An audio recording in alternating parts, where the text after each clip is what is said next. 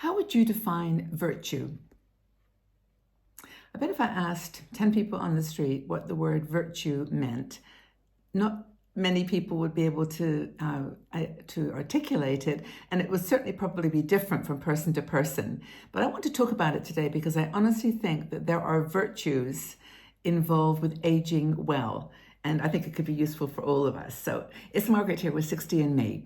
And I'm glad you're here today. I think it's going to be an interesting conversation. I actually, as you know, because from videos in the past, have talked about Stoicism, the Stoic philosophy, and how much I've incorporated a lot of the elements into my own life, because a lot of it is about, making decisions that are for you and not for others, knowing what you can control in life and what you cannot, and having a foundation that is value-driven, based for me in compassion and kindness and helping others, being a service to others, and that changes from person to person, but having that foundational set of virtues. And it is, I think, the foundation for a meaningful life. It's actually where we can really start to establish a guide, like a practical guide for the things that are going to make our lives richer and fuller, and actually of help and assistance and contribution to the world and to others. So what is a virtue? Well, virtue in Stoicism, at least, is made up of four characteristics. So virtue is made up of these things. First is courage. And it's not like, climbing trees or going skydiving or, sort of things that you have courage to do. It's about facing loss, facing uncertainty in the world, facing challenges. That's what courage means. It means, diving into the unknown, being confident that you're going to be able to deal with it. It's not courage to do crazy things or to take risks or, step off, the edge of your comfort zone. But it's about really having the willingness to understand and embrace change and a changing world. It's also the decision to show up. It's just the decision to show up and try, staying engaged in a world that might be more difficult, but not withdrawing from challenges, but saying, I'm going to do this. I can have the courage, the strength, the determination to go forward. So speaking in public, doing something for the first time, taking a class that you've never taken before, learning a skill that you have absolutely no experience with, just traveling solo, downsizing, all those things that you do that are kind of scary. We're going a 60 and Me group. It's not a 60 and Me trip, but it's Margaret going on a trip and 16 women coming with me from all around the world, mostly United States. And a lot of them are traveling solo for the first time, since they've lost a partner or since they've never traveled by themselves. And for me, that's courageous. That is courage in action. And I think that, even joining this community, even joining our Patreon supporters group and talking to strange women from around the world is important. So that's, to me, is what courage is. And courage is one of the key elements of virtue, of having virtue in your life. Another thing is temperance. This is the second element to virtue. Temperance in the Stoic sense means knowing the boundaries, knowing when to say yes, when to say no, finding balance emotionally, financially, physically. You can push on all those sides, but it's more like having temperance is having a calmness about you, self-control, that kind of wisdom, that kind of perspective that comes from being older, and setting boundaries with people, with energy, with food, that knowing when to stop moving, when to take a break, knowing when to stop dealing with social commitments that you just don't want to deal with, situations that you just don't want to get into anymore. Temperance, being tempered, being resisting fear, excess worry or bitterness, just finding a softness about you, about your edges, not being quite so bouncy from reactive. It's more, just having temperance, having balance, having strength from, that kind of essential calmness. So temperance is the second part of virtue. The third is justice. Now, Justice is a word that we normally just associate with a legal system, having justice, decisions that are, made in view of rules and guidelines and regulations. But really for the Stoic and for this idea of virtue, it means about meaning fairness and kindness.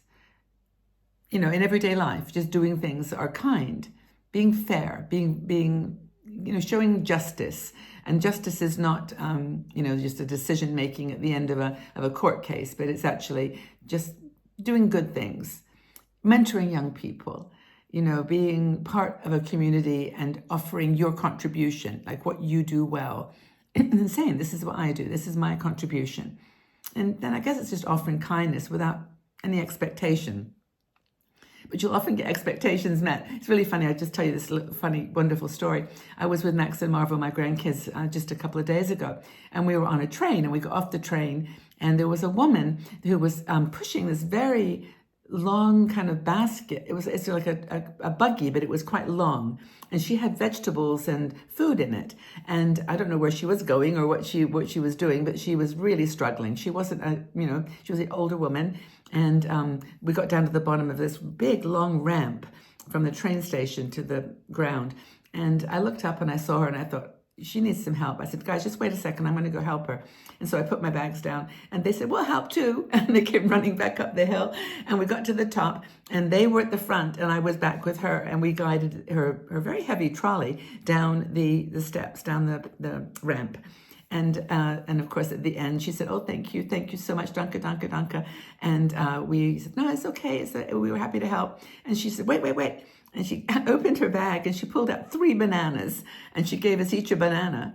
And it was like her thank you to us. And they were delicious bananas, actually, from Ecuador. And the boys sat and we ate our bananas and just recollected. We sort of went round the circle saying how nice that was of us to help her and how nice it was of her to give us a banana. And it was a sweet story. I just thought that was, to me, justice. It was kindness, treating others with respect. She wasn't a young woman. She maybe was from another country. All these things. It didn't matter. We just treated her with respect and kindness. Just kind of cool. So, as even small everyday acts, supporting a neighbor, helping a stranger, the actions are all really powerful. The third aspect of virtue is wisdom. Now, we all know that with old age comes wisdom, right? That's what we've been told. But it's our responsibility to reflect and pass it on. And it means wisdom to continue to learn, to not, put boundaries around things that we don't understand. I mean, I'm going to give an example which, is controversial, which is AI. I mean, I don't think it's necessarily the best thing in the world. I think it has a lot of things to consider that will be resulting from it. But it's something that I embrace because it's what this generation is familiar with, and it's just, I need to know it.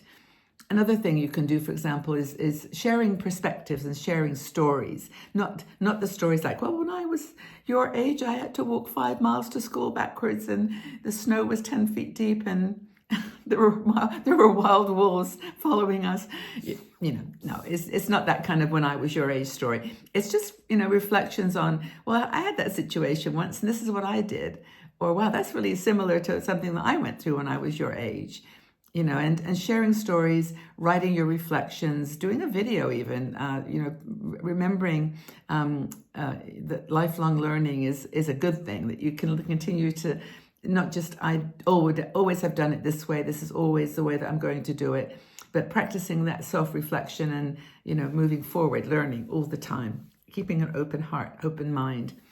Because I think wisdom gives us patience and it gives us peace. And it gives us a sense that we see the bigger picture. That's a gift. We don't have to share everything in every minute with the kids or with the grandkids or with the friends.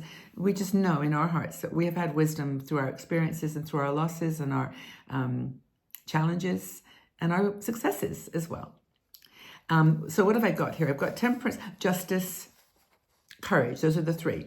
The 4th is, wait a minute. I've got courage, temperance, justice, and wisdom. It's those 4.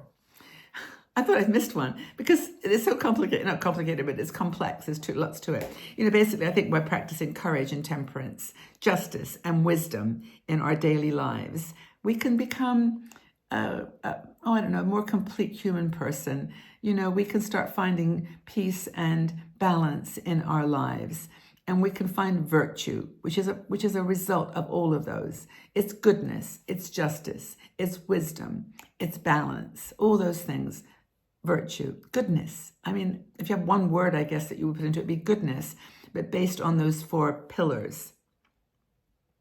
It's not about perfection. It's not about being courageous all the time and doing crazy things, or about, being the wisest woman in the world. It's about living with virtue, with strength, with balance, with kindness and clarity and curiosity. So which of those 4 virtues speaks to you? Is it wisdom? Justice, fairness, temperance, balance, or courage? Or all of them? Or any 2? Let's chat. Thanks, everybody. I appreciate you being here. I hope this has been useful. I find the Stoic way of life very, very helpful for me. Maybe you will too. If you've got anything you'd like to share, join in. Leave it comments in the section below, because I love you doing that. I can get to chat with you, and then we can continue our beautiful lives wherever you are on this planet. Go out and shine. Smile. Be happy. Try to. Take care.